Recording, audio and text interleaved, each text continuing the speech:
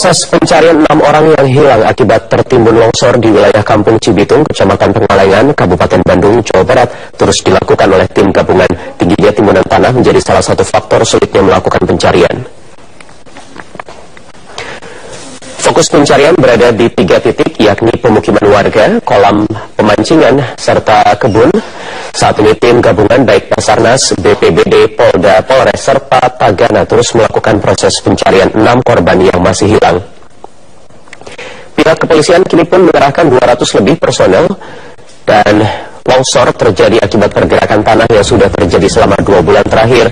Bahkan sudah diprediksi longsor ini membuat pipa gas patah dan meledak sehingga longsor luncuran menimpa 12 rumah warga, di mana 7 rumah tertimbun rata dengan tanah, 5 rumah lainnya rusak berat, dan hingga kini total korban meninggal dunia 4 orang, 1 luka berat dan 8 luka ringan. Seluruh korban kini dirawat di Rumah Sakit Al-Ihsan. Dan pemerintah rencananya akan melakukan relokasi bagi warga terdampak longsor. Kita akan mencoba melakukan pendekatan cari lahan untuk beberapa rumah yang sekarang ada di sini harus di relokasi kayaknya. Yang untuk sementara ini ya evakuasi dilakukan oleh BPBD ke tempat-tempat yang aman. Nah, oleh karenanya ya kepada para korban ini saya mohon ketabahan kita, karena ini murni bencana alam ya, bencana alam yang mengakibatkan kondisi 10 rumah warga atau 52 kakak ya akan sementara kehilangan tempat. Anda kembali di Metro Siang, pemirsa. Bencana longsor melanda Kampung Cibitung, Pangalengan, Kabupaten Bandung, Jawa Barat. Longsor menimbun 7 rumah, menewaskan 4 warga, sementara 10 orang lainnya masih tertimbun. Pergeseran tanah yang telah berlangsung lama memicu kerusakan pipa uap panas bumi yang akhirnya meledak dan mengakibatkan longsor. Bencana longsor di Kampung Cibitung, Desa Margamukti, Pangalengan ini terjadi Selasa siang. Hingga saat ini, bencana longsor menewaskan 4 warga, 10 korban luka, dan 10 orang lainnya masih dalam pencarian karena tertimbun. Wilayah longsor selebar 500 meter dan panjang 1000 meter ini melimbun 7 rumah dan merusak belasan rumah lainnya. Longsor ini diperburuk karena terjadinya ledakan pipa uap panas bumi yang sebelumnya sudah rusak akibat pergeseran tanah. Beberapa waktu sebelumnya, longsor sudah diprediksi oleh tim gerakan tanah Badan Geologi. Tim memantau kemiringan lereng tanah yang terjal dengan kondisi tanah yang lapuk. Bahkan di lokasi juga terlihat retakan tanah sedalam 2,5 meter sepanjang 500 meter. 2 bulan terakhir ya, ternyata ada pergerakan lagi dan itu lebih besar. Kita sudah cek, ternyata ini memang bisa menimbulkan longsoran karena terakhir retakannya sudah berbentuk mahkota. Ada yang sudah turun permukaan tanahnya sekitar 2-3 meter. Kemudian ada air yang muncul di bawah. Air keruh itu sudah menandakan bahwa ini akan terjadi longsoran. Sepekan sebelumnya, pihak BPBD telah memerintahkan warga untuk tidak tinggal di dalam rumah ataupun berada di sekitar Kampung Cibitung. Saat itu, longsor berpotensi mengancam kampung dengan jumlah penduduk sekitar 200 orang. Namun longsor yang telah diprediksi ini akhirnya terjadi. Sejumlah warga setempat tidak menyangka longsor terjadi pada siang hari ketika sejumlah warga sedang beraktivitas di ladang. Jumlah korban bisa ditekan karena sebagian penduduk kampung sudah direlokasi ke tempat tinggal yang dinilai lebih aman. Tim Liputan, Metro TV. Ya, hingga siang hari proses pencarian 6 orang warga yang masih hilang terus dilakukan oleh tim gabungan. Informasi selengkapnya akan dilaporkan oleh Marsyalina Gita langsung dari Pangalengan, Kabupaten Bandung, Jawa Barat. Kita, bagaimana lanjutan proses pencarian terhadap korban yang masih hilang hingga saat ini? Ya, tentunya untuk proses pencarian 6 orang yang hilang, khususnya adalah yang tertimbun di beberapa wilayah, khususnya ada 3 titik di Desa Cibitung ini. Hingga siang hari ini masih terus dilakukan dari tim gabungan, baik itu dari BPBD, kemudian juga Basarnas, ada dari Polda, Polres, kemudian juga Tagana, dan masih banyak juga relawan yang turut serta membantu untuk mencari 6 korban yang masih hilang. Ada 3 titik yang difokuskan untuk melakukan pencarian, di mana titik pertama itu ada di pemukiman, karena diindikasikan menyatakan bahwa di pemukiman warga ini ada 3 orang yang masih tertimbun material longsor. Kemudian juga ada di kolam pancing, di mana di kolam pancing ini diindikasikan ada 2 korban ini yang tertimbun oleh material longsor. Dan 1 titik lagi adalah ini posisinya ada di daerah kebun, di mana ada salah seorang warga ini yang sedang mencabut rumput. Dan di proses khususnya di kebun inilah yang cukup memakan waktu juga, karena masih tidak tahu posisi pastinya dari warga tersebut, dan saat ini tim gabungan masih terus melakukan pencarian. Saat ini pun juga saya sedang bersama langsung dengan ada Kepala Basarnas Jawa Barat, dan juga sudah ada bersama dengan saya Wakil Gubernur Jawa Barat Deddy Mizwar. Namun saya ke Pak Anggit terlebih dahulu. Pak Anggit, saya ingin ini bertanya terlebih dahulu, ini bagaimana Pak, khususnya dalam proses pencarian 6 orang yang masih hilang. Sudah 2 jam melakukan pencarian. Ini apa saja sebenarnya Pak kendalanya? Ya, kendalanya tentu saja material yang sedemikian banyak. Secara umum musibah longsor rata-rata demikian. Jadi material itu membawa membuat hambatan sendiri. Kemudian kami kesulitan juga menentukan titik duga. Informasi di 1 titik yang kami bagi 3 karvak tadi, karvak untuk yang di pemukiman, kemudian karvak yang di kolam.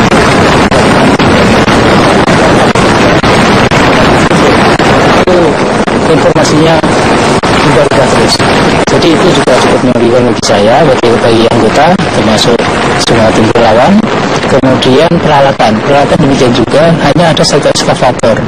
Kemudian ada 2 backloader, itu pun saya nggak yakin bisa dimaksimalkan karena dia dengan komponen roda itu tidak memungkinkan untuk bergerak di lumpur. Siang ini kita datangkan lagi 1 ekskavator bantuan dari Kabupaten sama BPBD, moga-moga segera sampai, dan besok kalau bisa ditambah lebih baik, minimal 3 untuk 3 titik atau barangkali bisa lebih dari itu. Oke, kemudian nanti proses jika sudah ditemukan adanya korban, apa yang akan langsung dilakukan, evakuasinya kemana ini Pak? Ya, koordinasi dengan rekan dari BPD Kabupaten, nanti korban akan dievakuasi ke Puskesmas Pengalengan untuk dilakukan identifikasi awal. Selanjutnya kami serahkan ke BPD, maka mau langsung ke rumah duka atau ke rumah sakit selanjutnya kurang tahu. Oke. Kemudian ini proses khususnya untuk hari ini akan dilakukan pencarian hingga kapan? Kami semaksimal mungkin sampai mata kami bisa melihat, tidak bisa melihat lagi, kemudian tidak ada turun hujan, macam gitu. Jadi semua kondisi kalau masih memungkinkan akan kami teruskan. Jika turun hujan, tadi berarti menyatakan bahwa ternyata di daerah ini masih ada potensi untuk longsor susulan, Pak? Kemungkinan besar itu sangat terjadi karena kita lihat di sebelah belakang sini ada retakan yang sedemikian lebar, kemudian bekas longsoran awal juga masih menggantung. Itu juga sangat labil dan cukup membahayakan bagi warga sekitar. Ya. Terima kasih Pak Anggit. Sekarang saya akan langsung ke Wakil Gubernur Jawa Barat Pak Deddy Mizwar. Pak Deddy, ini Pak Deddy sekarang sudah meninjau secara langsung lokasi. Langkah apa Pak ini yang akan dilakukan khususnya oleh pemerintah terhadap bencana ini? Ya, ada beberapa harus kita lakukan. Pertama adalah pencarian korban dan menyelamatkan korban yang ada dan pencarian korban yang belum ditemukan. Kedua juga bagaimana pengungsi yang juga kita harus bantu ke logistiknya dan lain-lain. Yang ketiga bagaimana setelah relokasi dari korban yang rumahnya terkena bencana ini. Selanjutnya ini ke depannya harus betul-betul ditata kembali, coba kita lihat di sini bagaimana tempat eksplorasi geotermal, kok berbagai bukit di sekitarnya itu terjadi alih fungsi lahan menjadi sayur mayur dengan kecuraman yang sangat tinggi. Ini juga potensi dari bencana longsor kembali. Nah, dalam hal ini kita lihat di bawah itu kolam, di sini padang rumput ya, karena memang untuk makanan sapi. Nah, longsor tadi akibat dari retaknya di bawah kolam tadi, itu jadi ambrol semua. Kalau potensinya di sini, kemungkinan itu sangat besar, Mas Anggit, betul itu sangat betul. Makanya bagaimana menata kembali lingkungan di sekitar eksplorasi geotermal tadi supaya jangan membahayakan penduduk. Nggak ada pun geotermal juga harusnya dinilai kembali apakah layak sayur mayur di kecuraman tebingnya seperti itu. Karena itu potensi longsor pasti.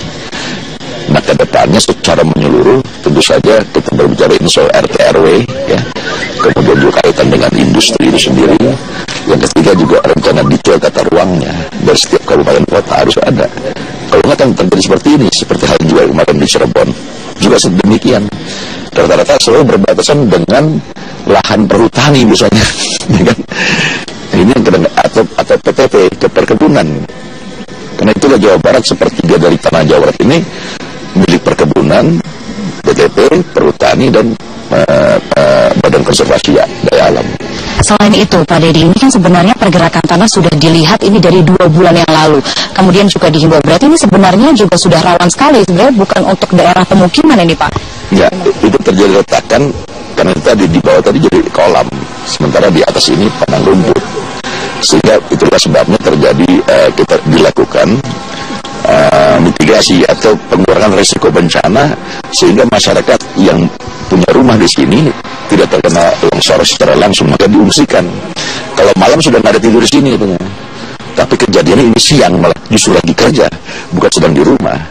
Nah, bekerja itu tadi lahan-lahan yang digarap yang justru dekat tanah retak itu. Berarti ini tidak ada eksplorasi lahan yang mungkin tidak sesuai dengan peruntukannya. Berarti ini apakah sebenarnya dengan adanya pipa-pipa gas ini juga berpengaruh sebenarnya terhadap pergerakan tanah, atau ini berdasarkan atas dari pemerintah kemudian juga dari geologi, dari Badan Geologi sendiri menyatakan bahwa ini murni bencana alam, Pak? Saya kira demikian, ya. Jadi tidak berpengaruh karena eksplorasi geotermal lantas jadi longsor seperti ini. Geotermal itu memang daerah pegunungan, dimanapun daerah pegunungan karena sumber ya uapnya air panas di daerah pegunungan. Nah, persoalan di pegunungan di Jawa Barat tadi tanahnya subur. Dengan terbukanya akses adanya industri energi di sini, maka itu kan eksplorasi alamnya terkadang tidak terkendali. Sama dengan di Gunung Derajat di Sevron juga sama. Bahkan menurut saya lebih parah, lebih curam, ya, lebih parah dari alam di sini. Nah, itu juga tinggal menunggu sebetulnya. Kita sudah kasih tahu bagaimana antara masyarakat dengan pengusaha dan pemerintah daerah bagaimana mengamankan lahan-lahan tadi supaya jangan terjadi bencana longsor. Kemudian khususnya juga dengan pihak dari PT Star Energy ini sudah ada koordinasi juga ini, Pak? Ya, untuk relokasi dia akan bantu, katanya saya dengar dari Pak Bupati tadi. Mudah-mudahan segera bisa teratasi lah untuk masalah perumahan. Tetapi saya berpikir ke depannya justru ini tidak akan menyelesaikan bencana ke depan kalau kita tidak menata ruang lingkungan. Makanya di Jawa Barat ini pertama kali provinsi yang memiliki Satgas PHLT, penegakan hukum lingkungan terpadu. Oke. Tentunya saat ini sekarang bantuan jangka pendek apa yang akan dilakukan, Pak? Yang akan diberikan khususnya kepada warga di sini? Ya, kalau ini kan masalah logistik itu pertama untuk pengungsi. Ya, saya kira itu. Selebihnya ya nanti masalah permukiman kan. Itu kan nggak bisa sehari 2 hari. Tapi harus ada lokasi untuk mereka dibangunkan perumahan kembali. Sekarang kan kebutuhan logistik, ada selimut, makanan segala macam hari-hari. Saya kira itu yang penting. Baik, terima kasih Pak Deddy Miswar dan juga Pak Anggit atas waktunya, dan tentunya juga bantuan sudah ada beberapa tentunya yang diberikan, khususnya saat ini pun juga di wilayah Desa Cibitung ini sudah dibuat posko evakuasi, di mana di posko evakuasi ini terdapat ada dapur umum, kemudian juga tengah dibuat ada 500 bungkus makanan, khususnya juga ini bagi warga yang saat ini masih berada di wilayah ini, walaupun ada beberapa warga yang sudah mengungsi, namun mereka kembali lagi balik ke rumahnya untuk mengambil beberapa barang, dan mereka pun kembali lagi ke tempat pengungsian maupun juga ke rumah sanak saudara mereka. Untuk sementara demikian, Wahyu, kembali ke Anda di studio. Marcelina kita melaporkan langsung dari Pangalengan, Bandung, Jawa Barat.